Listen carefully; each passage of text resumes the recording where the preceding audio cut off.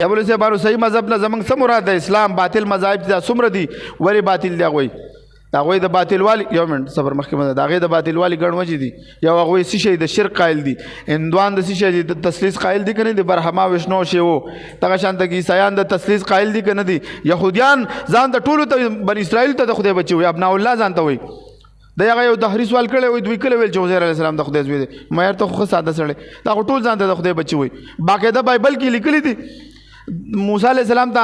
وحی کیږي ورته وایي چې لاړ شه فرعون ته وایي چې دا بني اسرائیل زما پهلوټا دی زما مشر زوی په عزت لري زما ټول بني اسرائیل زما د مشر زوی عزت لري ورته وایه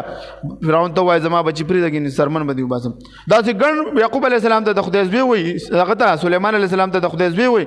موسی علیه السلام ته د خدای زوی وایي بني اسرائیل ته د خدای زوی وایي نو هغوی شرک کې اخته دي الله نه زوی ته احتیاج لري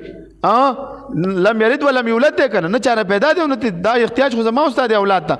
نو بولې صاحبانو هغه څونه مذاهب چې دي اوس په باطل روان دي په باطل څنګه دي خلکو پکې ځان نه څه کړي دي تحریفات کړي دي مولوي صاحبانو یو کتاب محفوظ نه د اسلام نه علاوه د قرآن نه علاوه ولې په بایبل کې 15 کتابونه مارته ویلي عهدنامه قدیم کې تورات دا کې پیدایش شو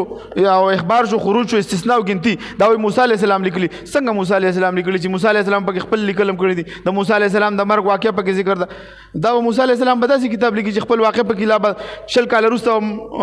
مړ کېږي او دا پکې خپله واقعه لیکي قبر نه دی معلوم تا ته څنګه تا د خپل پیغمبر قبر روک دی نو ته څنګه ته د الهامي کتاب دی تورات ته موسی علیه السلام قبر نشته دی نه دی معلوم ورته ورک دی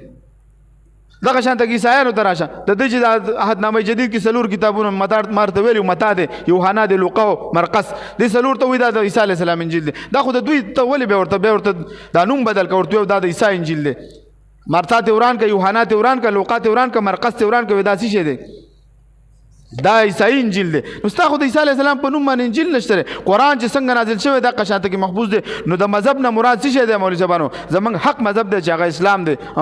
هر صورت کې د مذهب نه انکار کول وي په الحاد کې د مطلق مذهب نه انکار وي الحاد بلا معنا هم شته د الله تعالی